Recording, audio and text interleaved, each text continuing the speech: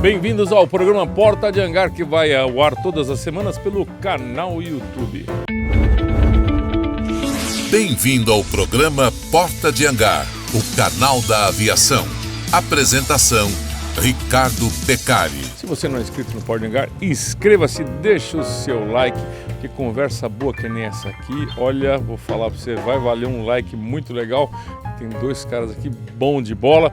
É o Coronel Domingos Afonso. Eu não consigo falar Domingos Afonso, o Afonso. Combina mais Afonso. E o Coronel Roja, que estão na área de acidentes aeronáuticos, né? Cada um na sua área diferente, que é importante.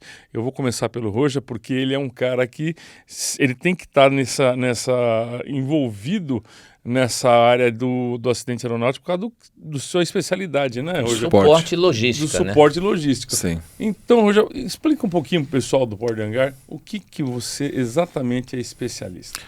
A nossa especialidade foi desenvolvida na Força Aérea como um meio, né, de estar pronto para, em ser acionado, dar todo o suporte por meio da campanha, por meio de um canal logístico bem dimensionado para os homens que estarão, né, à frente desse resgate de um sinistro. Não adianta a pessoa falar que, poxa, mas caiu o avião, acabou. Não, ali começa todo um trabalho do CENIPA, um trabalho sério, só que nós temos que dar o suporte. Um dos grandes resgates que nós fizemos do voo da Gol, né? Nós tivemos mais de 600 pessoas a serem suportadas. Fizemos uma pequena cidade com todos os meios necessários para fazer o suporte a essas pessoas em 48 horas. Esse trabalho é desenvolvido de uma maneira que, durante um tempo, a gente fala tempo de paz, né? Ou seja, nossa rotina diária, temos rotinas voltadas a sermos empregados, seja na alimentação, seja na parte de saúde, seja na parte de transporte, porque o canal logística não pode ter interrupção. Pessoas dependem disso. Quando você fala logística, está envolvido tudo, até a parte de eletricidade, porque lá no Gol, por exemplo, lá não tinha nada, vocês estavam no meio do mato. No meio do mato. Vocês dois, aliás, Sim. de passagem. Sim. 3 pontos. Então que tem comida, tem remédio, tem Tudo. Como transportar essa A barraca, comida, o embarracado, o material de roupa de cama, a muda, a troca de roupa, porque durante a selva são cerca de 35 a 40 graus de variação, com umidade relativa em torno de 80%. Então todo dia você tem que trocar a roupa do militar. Então esse suporte à atividade, além de você contribuir com a saúde, né? A condição de saúde do militar, ou do profissional do resgate, você também contribui com o moral da tropa. Com certeza, gente. Quem está lá no meio porque é um inferno aquilo, né? É mosquito te mordendo, é calor, é o cheiro muito forte. Sim. Quer dizer, não é uma coisa muito fácil. Aquilo impregna na roupa e tem que ser lavado. E o soldado, no final do dia, tem que tomar um banho, porque senão não aguenta. Né? Nós tivemos alguns casos, como virou o dorso, né, Afonso? Na aeronave, nós tínhamos aquelas abelhas de solo, né, que 3 tenentes nossos tiveram um choque anafilático. Então você tem que estar uma equipe médica pronta, você tem que estar pronta. Um aspirante teve. Então nós temos aí, o pessoal cortou, mas rasparam a cabeça, mas não foi luxo, é porque o pessoal pegou piolho no meio da selva, carrapato no meio da selva. Então são condições que são totalmente contrárias ao nosso dia a dia, extremas. Você é testado. E também teve o caso, não só na selva, eu participei do Air France 447, que foi no mar, que foi em Fernando Noronha, a gente voando naquelas condições também. Então você vê que não é só a selva.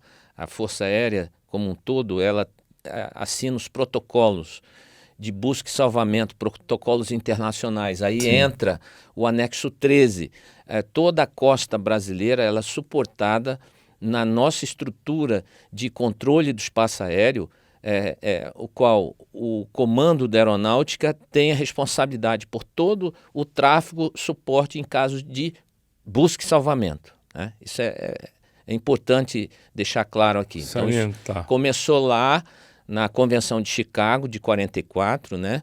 E a Convenção de Chicago foi recepcionada no nosso ordenamento jurídico, no ordenamento jurídico brasileiro, em 45 ou 46, né? Através do Decreto-Lei 21.900, deixa eu até anotei aqui, 784, de 1946 ainda no governo Dutra. Então as pessoas perguntam, mas o Brasil é soberano, como é que a gente tem que seguir esse protocolo? Que nós somos signatários da ICAO, isso é muito importante. E quando a gente fala isso, vem todos os anexos de busca e salvamento, search and rescue, e também de investigação de acidentes. É mundial, entendeu? É um padrão mundial? É da OACI, Organização de Aviação Civil Internacional. Então tem as liberdades do ar e o Brasil é signatário, porque aqui, nesse exato momento, está passando um Lanchile, está passando uma Alitalia, que está indo para a Argentina. Então o Brasil tem essa responsabilidade de dar esse suporte inicial. Para quem não sabe, nós temos aeronaves prontas de busca e salvamento. A Força Aérea tem um esquadrão, que é o 2º do 10º, e outras esquadrilhas que estão dedicados a isso. Ou seja, aconteceu o acidente, as pessoas, os profissionais da área vão trabalhar, vão pesquisar. E os meios são acionados. E os meios são acionados, aí entra a logística. Vocês trabalham juntamente com busca...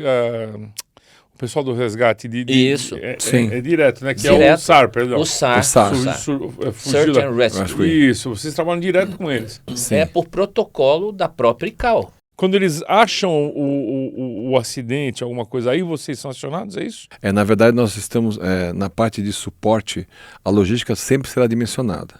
Porque buscar o máximo de capacidade de aeronave, o máximo de tonelagem, no maior distância possível.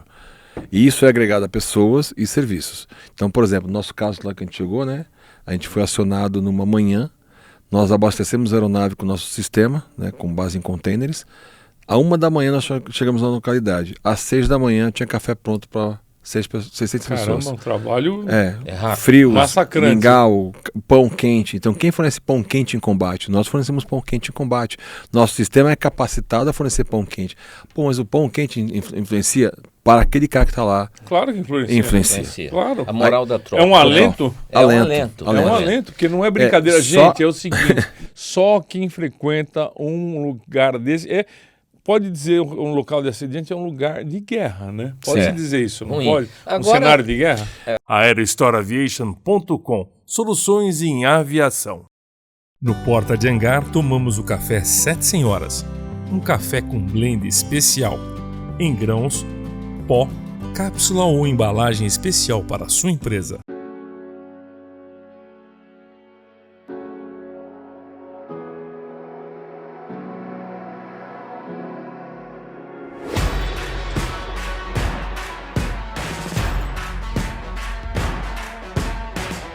Poucas empresas têm a mesma paixão pela inovação encontradas na Dassault. Ela vive no coração do nosso pessoal, que dedica grande parte de suas carreiras aqui, resultando nos jatos mais avançados do mundo. A paixão também prospera nos clientes da Dassault, cuja busca incansável pela excelência os torna imparáveis. Dassault Falcon, projetado com paixão. Alper, alta performance em seguros. O seu mundo mais seguro e sem complicações. É um cenário que você, não é só de guerra, é que você fala assim, chama-se desalento. Você tem que estar motivado, né, que infelizmente foi uma fatalidade, e você não pode perder a sua motivação. O pessoal da Folha de São Paulo na época perguntou, mas na época eu era major, perguntou assim, major, que você se preparou mentalmente para isso? Eu falei assim, arrumei minha mala, beijei meus filhos e fui embora. Você está treinado para isso? Para isso. Exatamente. A gente foi capacitado para isso o tempo todo. Então não tem como você perguntar se está com tempo bom para decolar. Você vai decolar. Entendi. E nesse caso que a gente pode trazer para a realidade dos dias de hoje, nós podemos citar o exemplo do Rio Grande do Sul. Sim. Porque as equipes de salvamento, as equipes de trabalho, elas precisam de suporte. Então, se não der o suporte necessário para essas equipes, a coisa não anda como deve, entendeu? Então, daí a importância da base da logística. E aí entra, para a Força Aérea Brasileira, a intendência. Né? A Força Aérea Brasileira apoia as outras armas, por exemplo? Nesse sistema só nós temos. Aliás, mas na América se necessário for, sim. Respondendo sim. Sim. Se eles precisarem, Ministério da Defesa, nós estamos aqui em condições de pronto para. Ou seja, agora, uma vez eu fui fazer um exercício no Exército, também no mesmo esquema de alimentação, coisa tal, muito eficiente. Vocês também apoiam o Exército e o Exército também pode apoiar vocês ou não? São situações diferentes. Por quê? Na verdade, a Força Aérea ela primou para buscar que suas cozinhas industriais dos quartéis regulares se transformassem, houve uma modificação. uma transformação que chamava de modernização na época e que nossas cozinhas passaram a produzir para si e para outrem. Então viraram pequenas fábricas de comida num sistema conhecido como cook and chill. Ou seja, eu cozinhava e não quer dizer que eu fornecia. Eu podia estocar e tinha estoques regulares de 3 meses de comida congelada. Isso é muito legal. Pô, maravilhoso. Agora, a Força Aérea pega esse produto, feijão, o açúcar, o arroz, enfim, tudo que tiver para alimentar a tropa. Sim. De terceiros, como é que funciona isso aí? Na verdade, são processos licitatórios, né, que é fornecedores de insumos, que nós chamamos, e que cada quartel recebe o seu insumo, faz a sua gestão para a sua rotina diária. Alguns quartéis que já têm todo o sistema colocado, já equacionado, conseguem fazer para si e também conseguem fazer estoques seriam reguladores em caso de uma emergência, de uma contingência, de uma crise. Outro dia a pessoa perguntou assim, mas qual que é a formação? Nossa formação são vários cursos, faculdade, mestrado, doutorado, mas não é isso. Não existe uma faculdade de crise. Não existe uma faculdade da gestão da crise. Outro dia eu estava falando com o Afonso. Cada crise é uma crise. Cada crise é uma crise. No mercado aqui fora, né, que o pessoal vê às vezes que o mercado aqui fora, o mundo corporativo, passam por crises que você é capacitado para buscar isso por indicadores, por índices de gestão, ou por financeiro, ou por econômicos. Lá não. Você vai lidar com situações que você não conhece. Então você tem que estar pronto para em condições de. Agora, a Força Aérea, na academia da Força Aérea em Pirassununga, Ninho das Águias, Sim. lá tem uma fazenda Sim. que produz... Belíssima. Belíssima. Produz iogurte, que eu sei. Sim. Produz manteiga, leite. Sim. Agora, essa fazenda é capacitada a entregar coisas para você? Sim, positivo. A parte de commodities, desde café, açúcar, leite, a parte de arroz, feijão, que são itens lácteos, né? Nós somos capacitados. A fazenda cumpria a missão apenas de fornecer os insumos para a própria academia, para nós, como cadetes, e hoje cumpre a função de suprir o Estado de São Paulo em suas unidades. Para a Força Aérea Brasileira. É uma opção muito grande. É muito grande. Com o custo muito reduzido dos preços praticados e que nós temos um padrão de excelente qualidade. Agora eu vou fazer uma brincadeira com você. Brinca aí. A cachaça. E a cachaça. É boa. A faísca é boa. O pessoal gosta muito. Produzido lá também. É produzido lá a faísca. Né? A mardita. Legal. E o pessoal até usa a cachaça, a gente não pode usar nem em combate, nem em resgate. Claro, mas para brindar, em situações de benemerência também não, mas uma situação de troca de cortesias, tal, com outras forças. Nós operamos em todo o Brasil com o sistema de alimentação. Não, nós fizemos uma operação, não sei se eu te falei, Afonso, que a gente fez uma operação no Acre, né? De situação de tráfego ilícito, tal, isso aqui. Fizemos uma operação junto com o Peru, chamava-se Perbra, essa operação. E o comandante da Força Aérea Peruana foi fazer uma refeição com a gente tinha acabado de pousar, aí veio aquele negócio assim, aí chegou pro comandante Saito, na época, mas vem cá, vocês servem buffet aqui? Eu tô vendo uma feijoada, potes individuais, o pessoal servindo. Isso aqui não é combate, não? Ou seja, tinha um comandante que falava o seguinte: guerra sem conforto é massacre. Então a gente pode suprir os meios. O homem merece os meios. Claro que merece. Esse é um suporte, digno. Né? Agora, isso é digno. Eu quero cortar um pouco esse assunto para a gente poder entrar num assunto que a gente vai ter essa quem a gente suporta. A quem suporta. Exatamente. Nós tivemos agora essa tragédia que foi o ATR, né? O 72, o voo 2283, né? Positivo. Que infelizmente, né, matou 62 pessoas. São 62 famílias envolvidas. Destroça. E eu acho que assim, eu queria saber de você principalmente, Afonso, como é que é o acionamento, tá, do que você já foi trabalhar no atendimento de... Ação inicial. Ação inicial, obrigado. Ação inicial para atender, porque a família quer uma resposta. Né? Quer saber, as pessoas querem saber o que aconteceu. Até antecipadamente, o que é muito ruim, né? Tem que ser feito um trabalho de formiguinha, recuperar os destroços, recuperar tudo para poder dar uma resposta para a sociedade. Tem uma rotina. Não é? Como é que é feito isso que você fez tão bem durante... Aliás, desastres históricos você trabalhou, né? Infelizmente, mas alguém tinha que fazer. Mas tem alguém que tem que fazer, isso faz parte do jogo. Como é que é isso aí? Olha, as pessoas, nós temos acompanhado na mídia, muita gente falando, agora a pessoa tem um canal e sai falando algumas coisas que deveriam ter mais responsabilidade. Primeiramente, o respeito às famílias, aos seus entes que se foram, pai, é toda uma história que é muito doído para todos, inclusive para o sistema de aviação civil brasileiro, né? Então, a gente segue protocolos do anexo 13 que está lá estabelecido, que foi estabelecido na Convenção de Chicago. Essa Convenção de Chicago, nós fomos questionados algumas vezes, somos ainda, mas isso aí é um protocolo de fora. Não, a gente tem que seguir, porque esse mundial, projeto, né? É mundial, pela ICAO, Organização de Aviação Civil Internacional. Então, a Convenção de Chicago foi recepcionada no ordenamento jurídico brasileiro em 1946. Lá, né, a Convenção é de 44, em 46 o decreto 21.713, que hoje nós temos o CBA, que é o Código Brasileiro de Aeronáutica, lá no seu artigo 1º, né, no artigo 12 e o 25, nós temos 10 sistemas no sistema de aviação civil, ele é subdividido em 10 subsistemas, e o CIPAER, que é o Sistema de Investigação e Prevenção de Acidente, nos reconhece o CENIPA como autoridade de investigação. E aí a gente tem que seguir os protocolos do anexo 13. E como é que são? Como é que começa isso? Então, quando a gente recebe a informação, primeiro, a grande maioria dos voos no Brasil, da aviação geral e da aviação comercial, eles são controlados.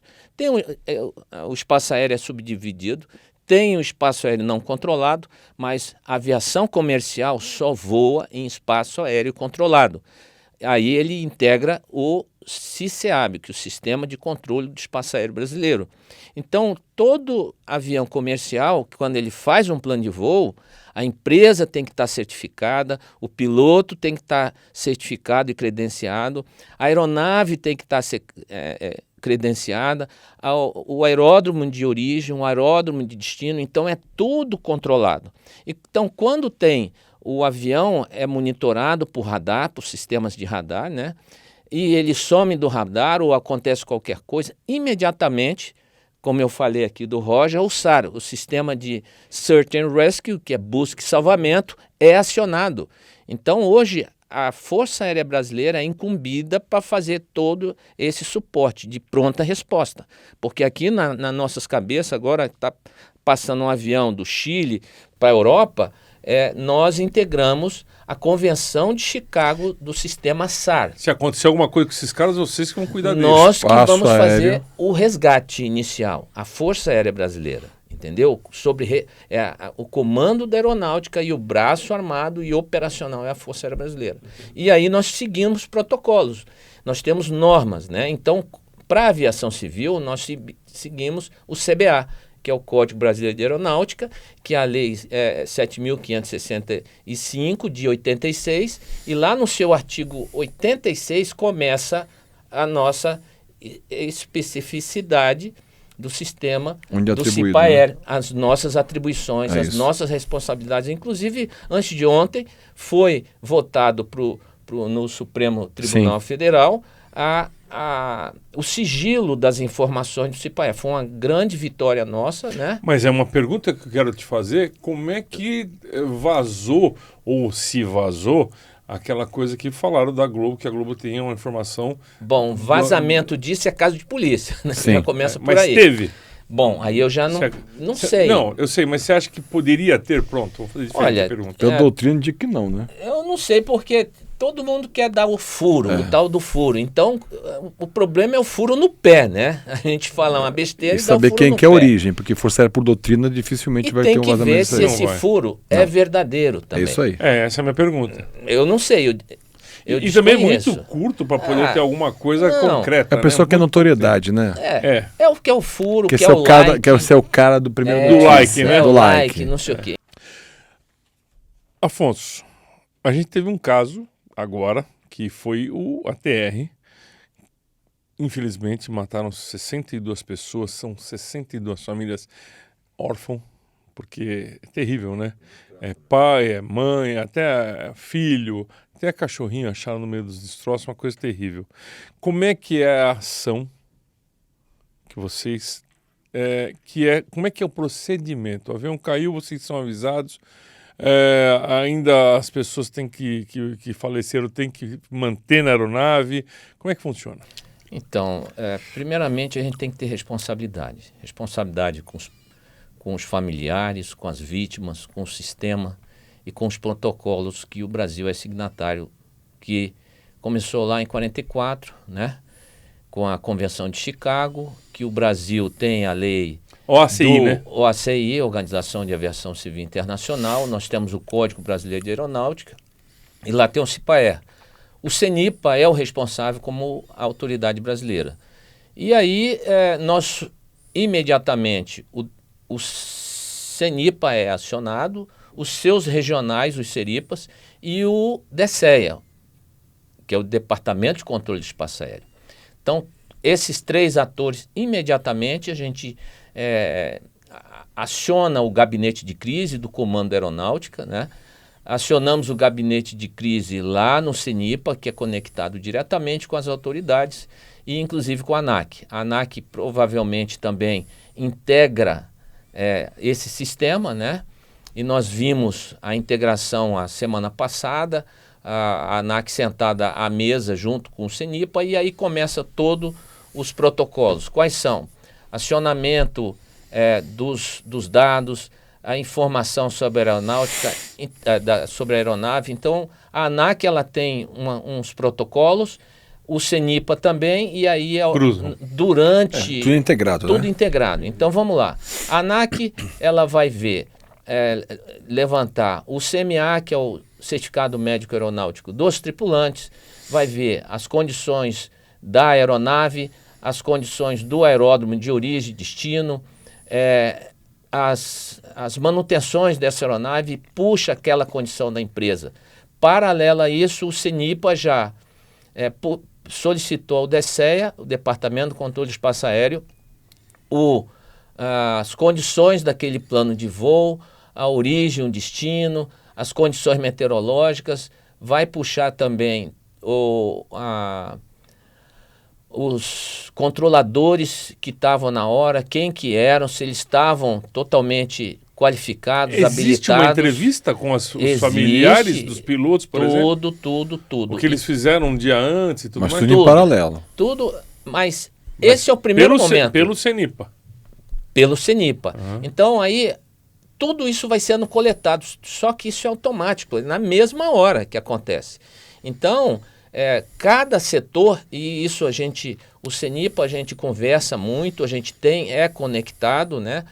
E aí, quando tem esse acidente, imediatamente a gente já sabe, dentro do sistema de controle de espaço aéreo, nós temos profissionais formados pelo CENIPA, na ANAC temos profissionais formados pelo CENIPA, que são servidores lá, que conhecem do sistema, e isso tudo é gerenciado e capitaneado pelo CENIPA. Quando tem o crash site, que é o local onde a aeronave cai, então começa a ação inicial, né? Então tem o contato primeiro com os familiares, com a empresa, lá o CENIPA, isso a gente está fazendo.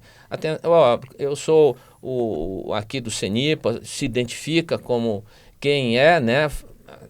O que vocês estão precisando, e aí desenrola tudo. O técnico do CENIPA tem que ser um psiquiatra também, um psicólogo. A gente trabalha muito com a psicologia. Existe um telefone lá específico para isso. A empresa também aciona o seu PRE, seu plano de resposta à emergência.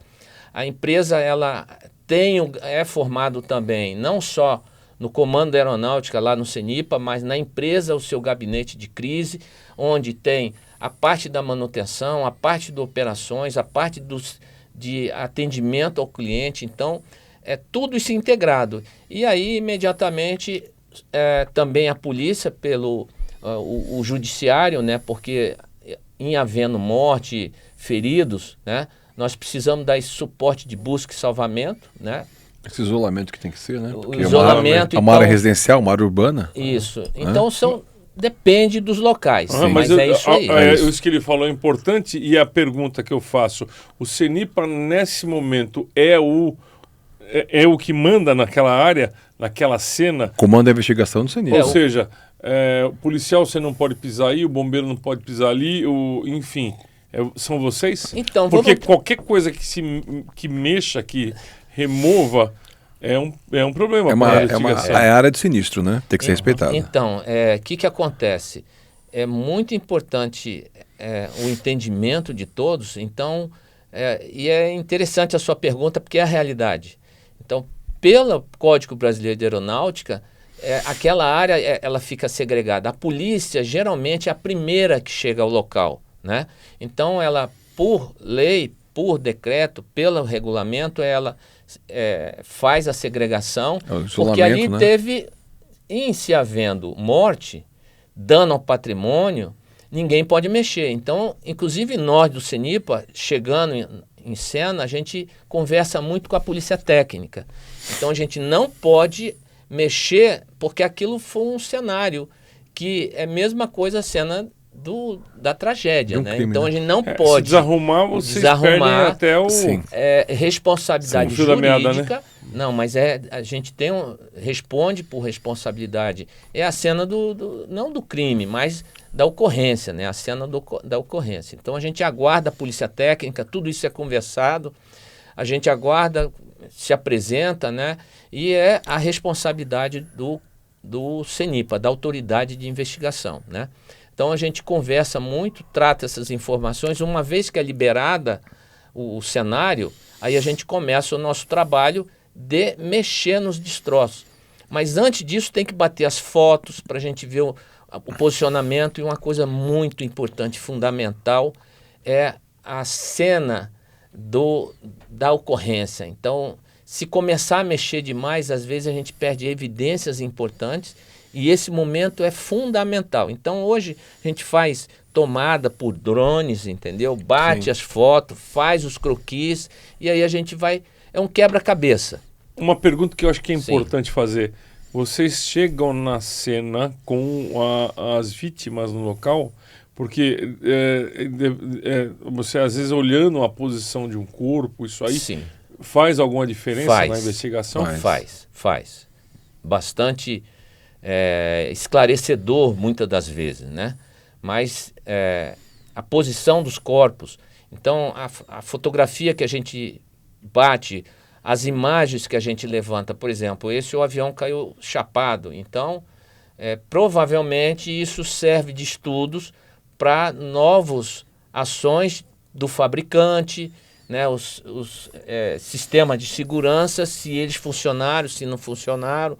Então, mas a gente só pode mexer com a liberação da polícia técnica. Então, inclusive algumas empresas, né, que têm seus setores de contramedidas, caem em cima de um acidente como esse para gerarem protocolos, né, de que eles têm uma frota a ser considerada e que eles têm que gerar novos procedimentos de acordo com uma coisa de repente nova, uma situação fatídica ou eventual que passa a ser uma rotina de preocupação da empresa. Entendo. Agora, nesse caso do ATR, por exemplo, a sua área, tá? No que pode ajudar, o que foi usada a sua área para... Nesse acidente nós não somos acionados, não, porque na verdade, por exemplo, São Paulo, né, foi o caso. Toda prefeitura tem a sua defesa civil. Todo estado de São Paulo tem a sua defesa civil. Então a defesa civil hoje é a primeira a ser acionada numa situação urbana. Nossas principais formas de resgate que nós somos acionados, como Força Armada, são situações inóspitas. São situações deslocadas, situações remotas, que realmente não há defesa civil no meio da selva. Ou quando for nem preciso. Medicamento. Ou quando for requisitado. O medicamento, por exemplo, boa essa pergunta, porque a Força Aérea hoje tem um hospital de campanha que se desdobra em todo o território nacional e tem seus indicadores de gestão de fármacos. Acho que são 120 ou 125 fármacos principais de um primeiro emprego em caso de um acidente, né? Tanto para quem dá apoio ao resgate, quanto no caso de que nós temos corpos, nós temos vítimas e não fatalidades.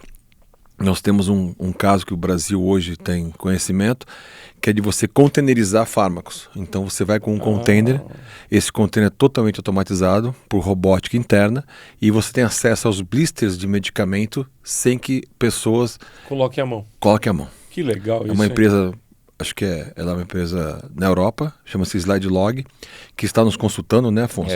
Para levarmos para a Suécia os nossos cases de alimentação, que dos 17 goals da ONU, nós atingimos 13 que dos legal. 17. Que É muito orgulho, legal, hein? muito orgulho. E essa, orgulho, hein? e essa nossa experiência logística, a gente levar isso para a OTAN. Isso. Inclusive a gente exportando isso, porque às vezes a gente Exportar não é crise. reconhecido. Exportar Às crise. vezes a gente não é reconhecido aqui, né, Roger? É verdade. Mas para a OTAN ela é importante, necessária. E eles viram, nossa, que coisa diferente e necessária. E como que é isso? Então a gente está nessa... Na verdade, a crise não marca local, não marca hora. A verdade, pessoal, é o seguinte, que as Forças Armadas, independente, Força Aérea, Exército e Marinha, são um celeiro de novidades da ciência, de um monte de tipo de formação de pessoas, não é isso? Isso. É importante. Então, dando continuidade a essa questão, também no resgate ali a gente tem que tirar a remoção das bagagens, da carga, se for o caso. Então, tudo isso tem que ser coordenado com a empresa. Verificar o que tem dentro o que também, tem né? dentro. Porque Pode ter sido um processo que a carga, sei lá, uma bateria que estava dentro da... Estourou. Foi fator Estourou, né? contribuinte. Foi fator contribuinte. Hoje, com essas baterias elétricas, isso é uma coisa muito séria. Aqui eu chamo a atenção para que quando vocês estiverem transportando, vocês darem essa informação para as empresas, né, para a bagagem que vai no porão da aeronave, que a gente fica refém disso. Aliás, gente, é o seguinte, quando você for transportar o seu drone, a sua câmera Isso. fotográfica, o seu celular, sempre com você em cima. Nunca despache dentro de uma mala, é isso? Isso. Afonso? É muito importante isso, essa comunicação. Às vezes a gente passa batido nisso, mas é uma questão de segurança de todos a bordo, né? Para todos a bordo também. Sim. Então essa parte, na ação inicial, tudo isso é trabalhado, são várias equipes, a gente coordenando tudo, a bagagem junto com a empresa, mas essa coordenação tem um investigador encarregado, o qual eu fui nessas 3 grandes investigações, e aí a gente troca muito figurinha, é um trabalho bem... O que eu posso mexer? O que eu posso tirar daqui? Bateu as fotos? Bati. Então, fez o croquis? Já fiz. Então, essa primeira fase de coleta no campo, essa é a base de todo o trabalho, é importantíssimo, uma ação inicial bem feita, é uma investigação bem esclarecida. É impressionante, se você faz uma ação inicial mal feita, a investigação ela fica capenga. Né? Compromete toda... Isso é uma coisa natural. Não pode ter né? preguiça. Não pode ter preguiça, Agora... pode ter pressa, a gente tem que ter calma. Né? E muita coisa acontecendo ao mesmo tempo. É uma parte que eu entendi muito bem, acho que o público também entendeu bem, mas o que eu quero perguntar para você com relação aos familiares, como é que entra o CENIPA nessa história? Vocês têm que conversar, vocês têm que explicar para o familiar, como é que funciona essa parte que eu acho muito importante, e as pessoas batem em cima da gente do programa, inclusive, achando que a gente quer explorar, mas não é isso, a gente quer esclarecer o que acontece justamente após um acidente, né? Por que a gente não fala o que foi acontecido?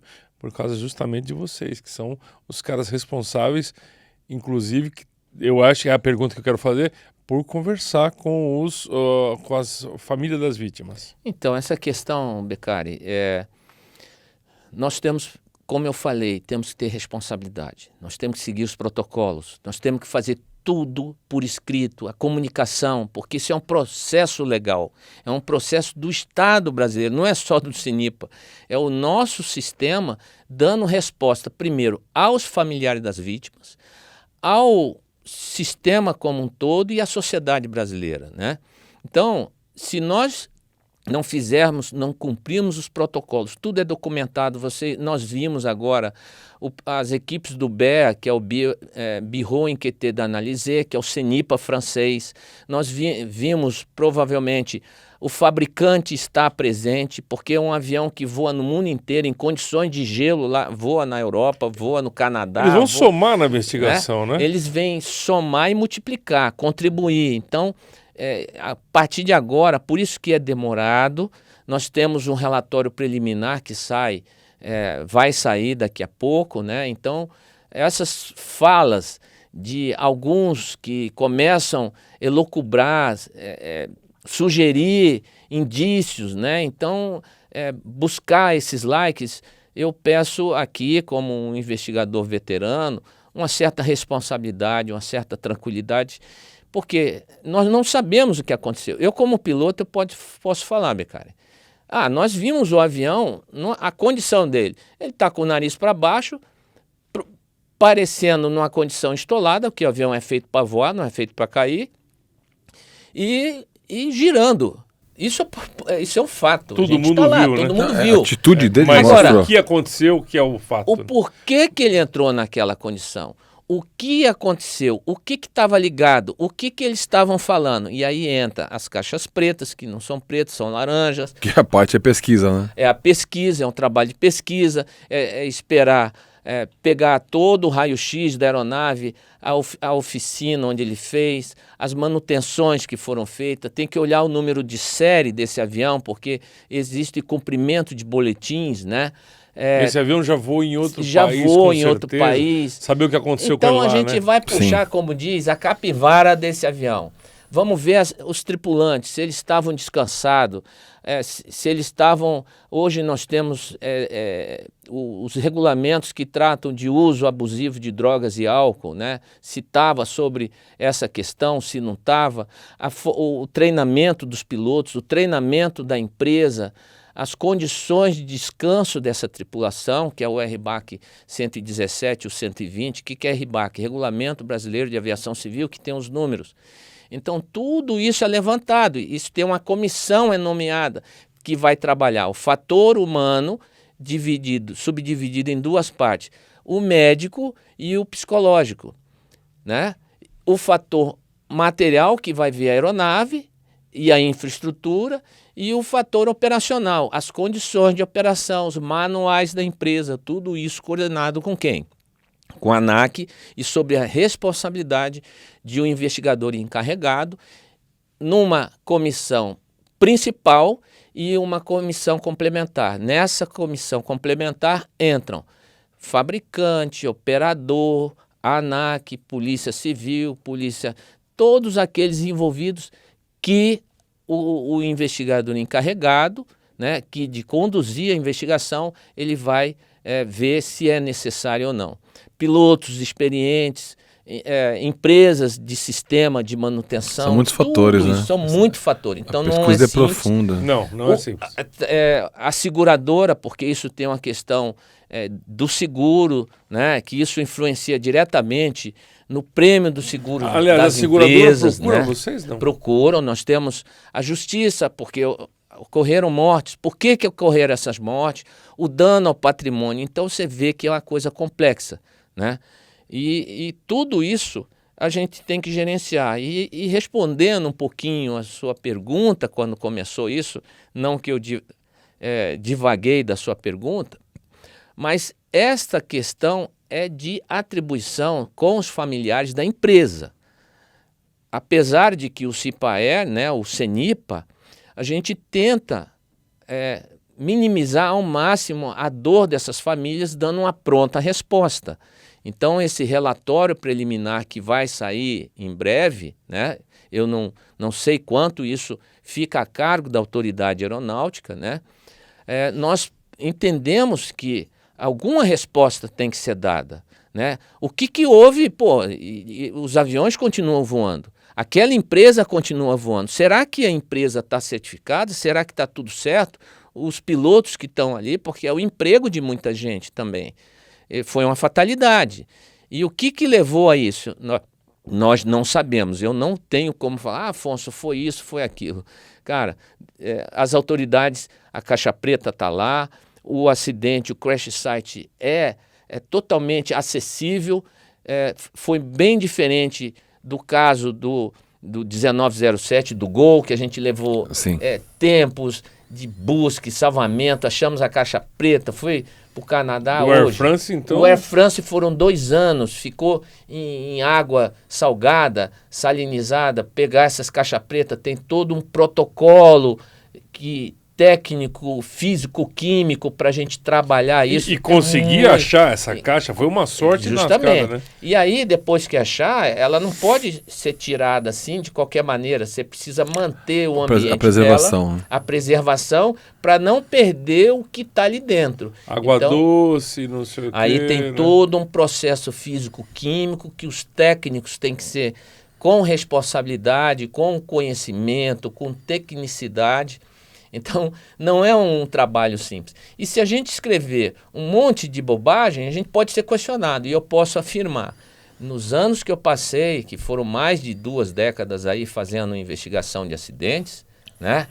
Mais de 2 centenas de acidentes que eu investiguei, não ser questionado por nenhum advogado, volta à investigação e dentro do próprio sistema, se surgir dado novo, a gente pode trazer e complementar para elucidar aquela ação, né? Aquele caso, para que não venha acontecer novamente. Então, isso, o CIPAER, ele é aberto para isso, ele está sempre buscando sua atualização. E eu posso dizer que eu confio e acredito nesse sistema ainda de investigação. Gente, é o seguinte, o NIPA não está lá para acusar ninguém, está para investigar o que aconteceu. Ele não está lá para acusar o comandante, o copiloto, não dá para acusar, só quebra prato quem lava prato, não tem jeito, e é assim que funciona. Para encerrar, Coronel Roja, vou pôr você na saia justa agora. Eu gostaria que você falasse algumas palavras a respeito de tudo isso que a gente conversou. Sim. E para as pessoas que estão assistindo a gente. O que a gente pede, né, como veterano, e que sempre que necessário nós somos acionados por meios de suporte ou por meio realmente da pesquisa, que é tão bem feita pelos meios. Está aqui o Afonso, que formou muitos dos protocolos que o CNIPA tem hoje, com o Afonso participou praticamente todos eles. Uma lenda esse rapaz, né? Uma lenda, né? Mas que tenham confiança no trabalho. Permitam que trabalhem pelas pessoas. E essa parte de respeito pelas famílias tem um lado humano nosso, que é muito importante. O moral de quem está apoiando, o moral de quem está ali dando de si, né? Não se recebe nada, a Força Aérea nunca recebeu uma indenização por ter trabalhado em nenhum dos sinistros. É um serviço público. É um serviço público, é um serviço feito com coração, então a gente pede confiança no nosso trabalho e que a gente está sempre pronto para atender. Esse pronto para em condições de não é uma frase, é a nossa vida, nós fomos feitos para isso. Domingos Afonso, por favor. Olha, primeiro me solidarizar com todas as famílias, com o sistema de aviação civil brasileiro, que a perda não é só da empresa, não é só da família, é do Estado como um todo, porque isso a gente entra na estatística, isso é muito ruim. Mas eu ainda acredito no trabalho dos profissionais, peço que tenham um pouquinho de paciência e tranquilidade e serenidade para concluir esse trabalho. Acreditem no nosso sistema e vamos em frente. Que Deus nos abençoe. Amém. E um abraço a todos. Amém. É isso aí, gente. Muito obrigado pela participação. O senhor Eduardo aqui participou com a gente no auditório de uma cadeira Nos bastidores. Nos bastidores. Douglas Carneiro, o homem que fica trocando a imagem aqui, colocando som. Fica, como diz o meu amigo Coronel Domingos, Afonso, fique com Deus, obrigado, até o próximo programa. Valeu!